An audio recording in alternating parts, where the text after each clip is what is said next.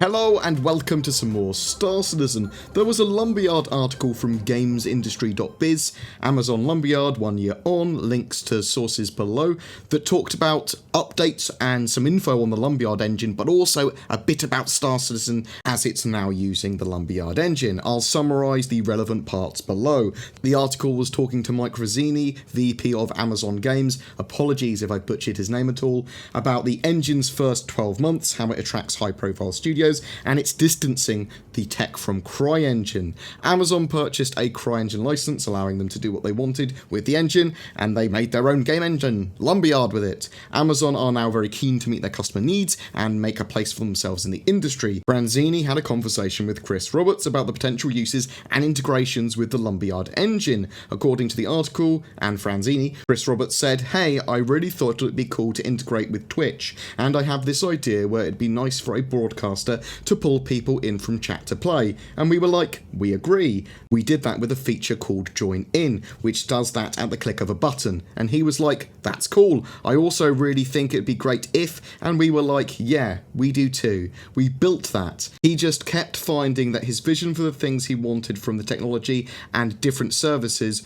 we were really aligned, and in some cases, I think it was over half, we had actually built a lot of the tech he was describing, and we were able to show it to him. The article talks about Twitch integration being a key selling point of Lumberyard. Now, we don't have anything confirmed Star Citizen-wise for actually what they might put in, and when it comes to integrations with Twitch, as a lot of the stuff that they talked about even then might not be appropriate for the current vision of the game.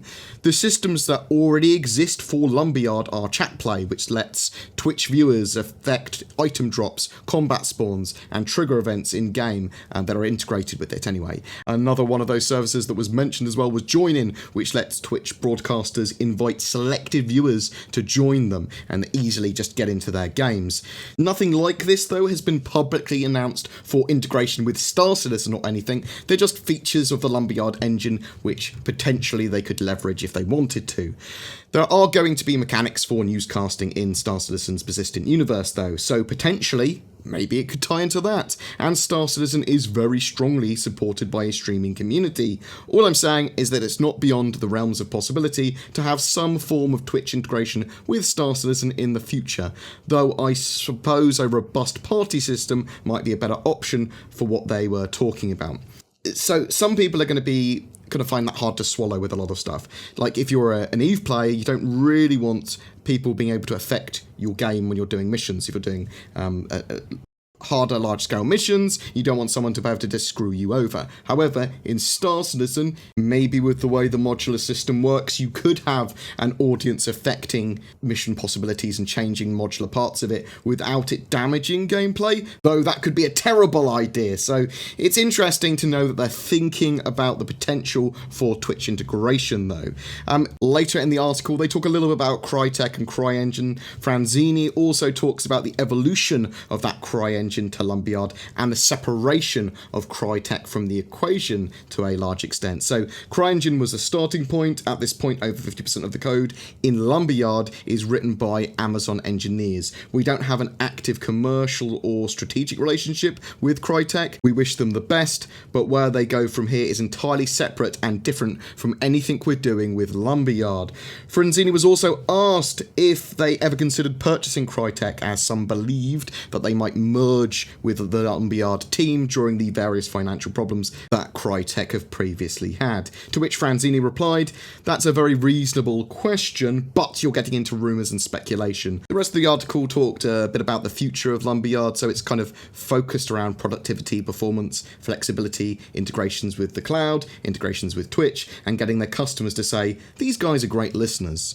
So my thoughts in general, it's interesting as Amazon clearly are investing a lot into their game engine, but there are not many developers that have publicly announced that they're using Lumberyard yet. So Star Citizen really is their public golden boy when it comes to a AAA game adopting their engine. Star Citizen has had issues with Crytek, who are currently suing them as well for adopting the Amazon Lumberyard engine and a breach of contract, among other things. The case for that is actually still ongoing. It makes sense to me that Star Star Citizen has made that very short step over to Lumberyard. It's much more focused for their needs, it seems, and Amazon is significantly more stable as a company to work with, I assume. Also, I mean, Lumberyard is so close to that Cryengine fork that Star Citizen was on in the first place that it just seems sensible. Lumberyard constantly improves their tools and engine, and those updates can be cherry-picked by Star Citizen if appropriate.